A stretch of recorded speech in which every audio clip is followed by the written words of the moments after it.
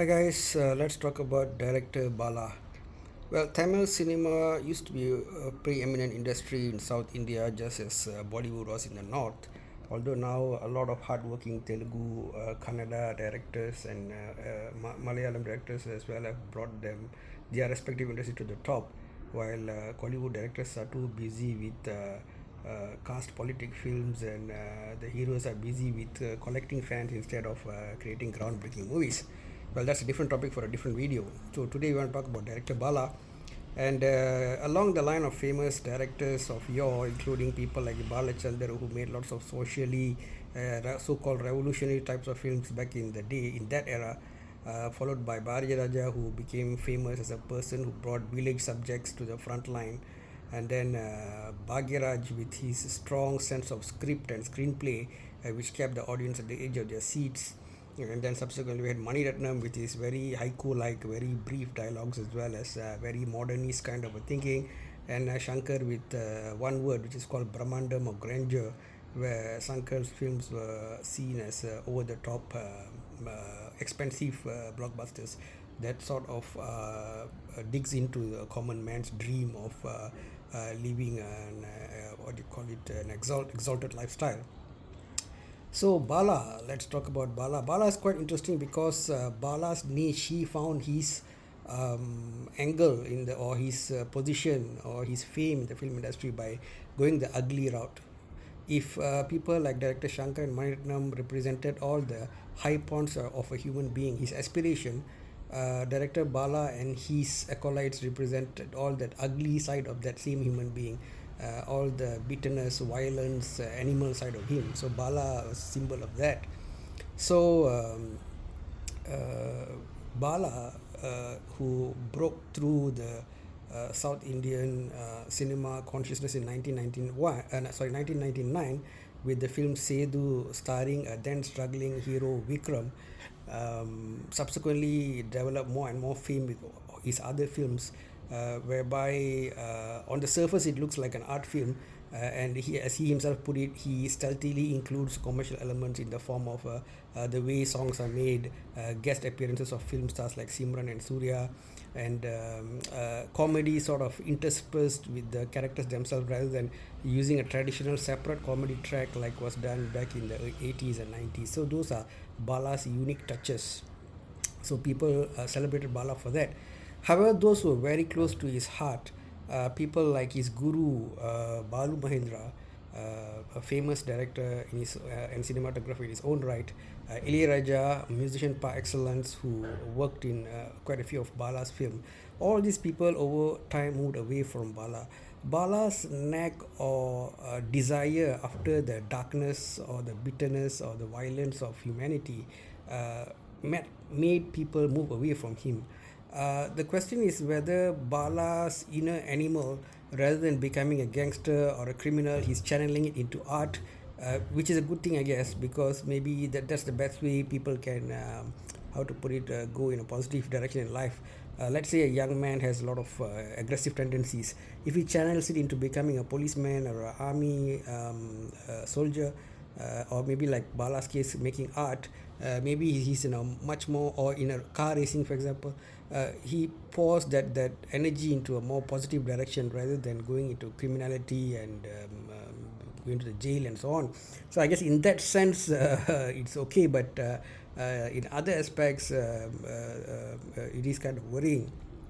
However, kudos must be given to Bala for bringing forward those unrepresented or underrepresented segments of the society, or those who are delegated to the background in movies like let's say Yin and Yang, Shankar and Bala. Right, Shankar is the other side of it.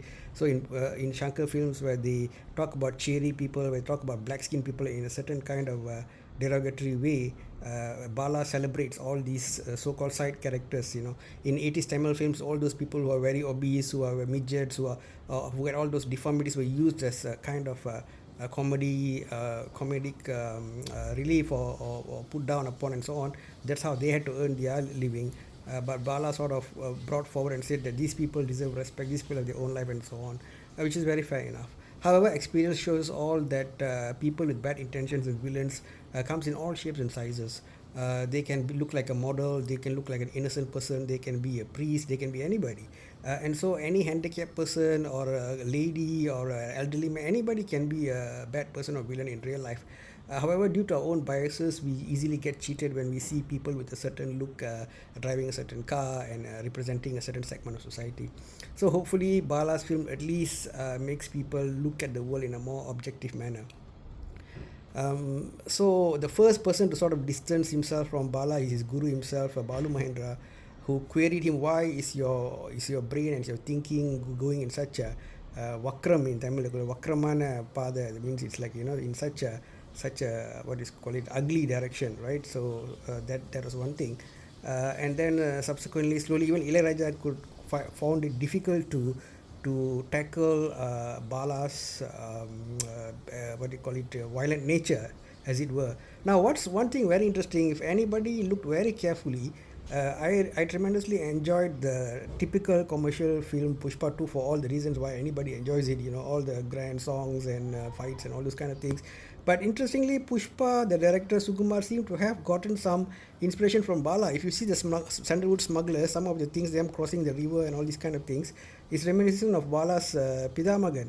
And also in the end, the climax, the hero Allu Arjun, using his mouth to go after the throat of the villains, has also Bala has done it with Vikram before. So I thought that was very interesting. So they sort of took Bala's concepts, polished them a bit for more wider audience, and made a blockbuster out of it. Maybe Bala went in a bit too raw into it. So that's a bit of a Tamil film sensibility as well. They straddle between Malayalam's extremely artsy stuff and Telugu's extremely commercial side. So it's a kind of a middle way.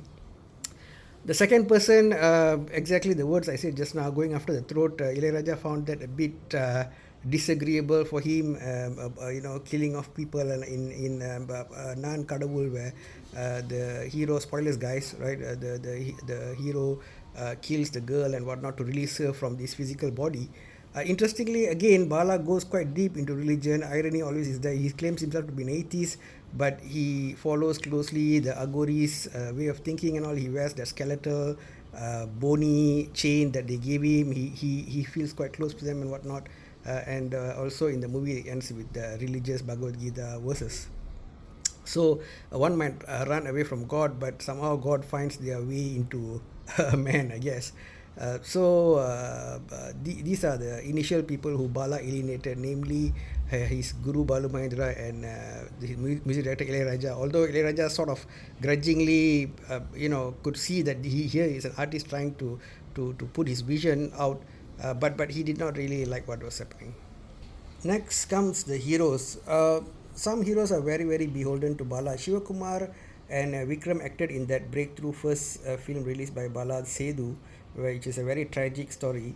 And subsequently, Shivakumar became very impressed with Bala, and Shivakumar's son Surya started working with Bala in the film Nanda, which was released in 2001. So that's the second Bala's film, and Bala became close with the Surya family after that. So his first film star Vikram became close to him, and second film star Surya also. Those both were his proteges.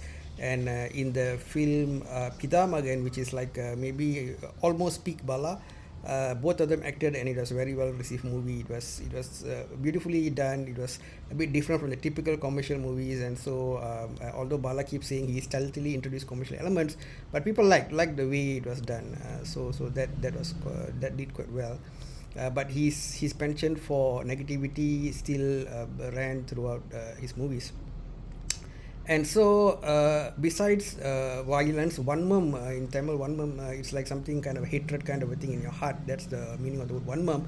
Again, Bala himself tries to channel that hate in a positive direction. He mentioned that at one time, Balu Mahendra said something that hurt him, something about sweeping the floor, something like that, at the very beginning of his career, and he kept it to heart and said that when everybody leaves you, I will be the one who you will look up to. I will be the person who will hold you up and support you. So that kind of a love mixed with how to say hatred that Bala had. So he channeled it to his guru as well. And as per his word, in one of the films when Balu Mahendra's assistants all left him due to disagreement, Bala stood by and worked hard to run everything and finish it. So Bala is a very intelligent man who takes the animal in him out in a very positive direction.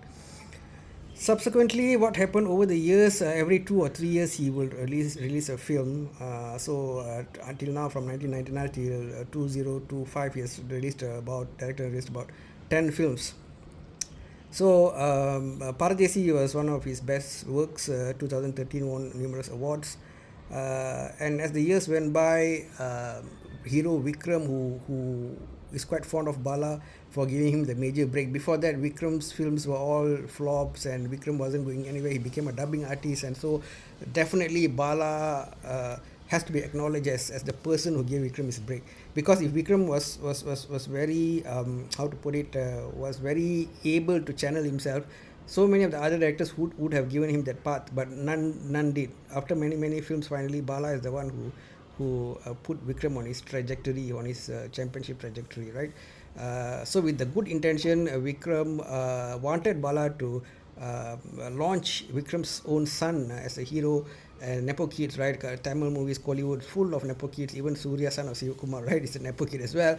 So I don't know how Bala felt in his heart. As we know, Bala likes to channel his anger in certain ways, one mom and so on. So maybe on the surface he agreed, but in his heart of hearts, it's one of two possibilities. Either intentionally he was angry that at Vikram for asking him to do some kind of a Telugu hit film remake, and it's Vikram's mistake also to go to a person like Bala, who's like a fiercely independent creator, and ask him to do work that is in such a manner, right? Just copy a film and do it.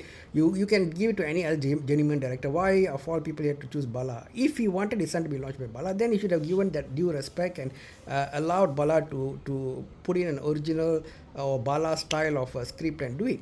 But anyway, Bala finished the film, and it became a lot of drama because the producers felt the film is just absolutely not watchable, and they had to redo the whole thing with the Vikram son, and Vikram son's career sort of became a big confusion after that.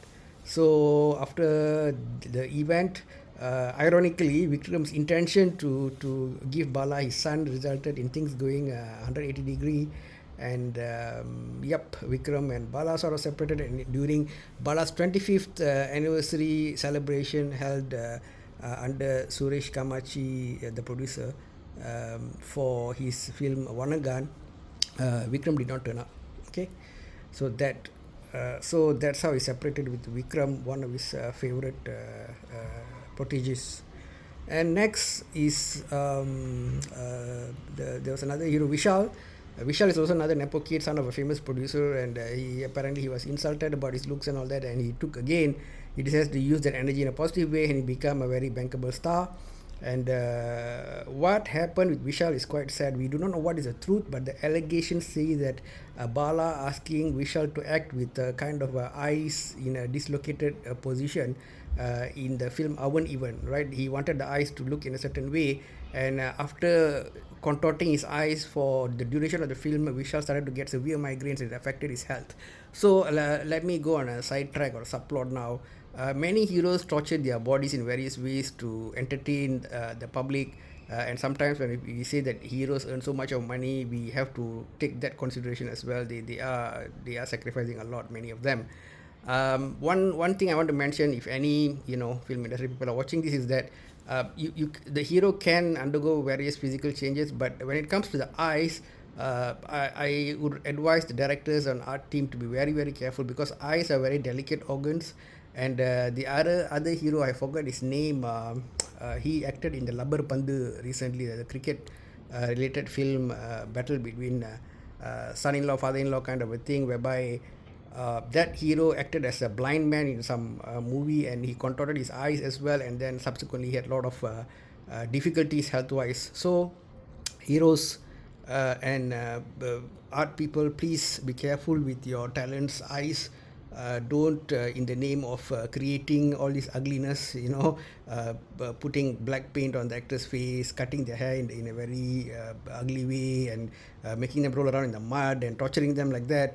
At least spare the eyes, guys, right? So hopefully Bala is concerned about the kind of karma that he's causing all around and changes certain things in the way he does things. He claims to give out the image of an angry person so that he can control the hundreds of people in his crew, but he must remember that other people, other directors like Maniratnam and so on do work, are able to control without resorting to, such how to say, scary image among the team.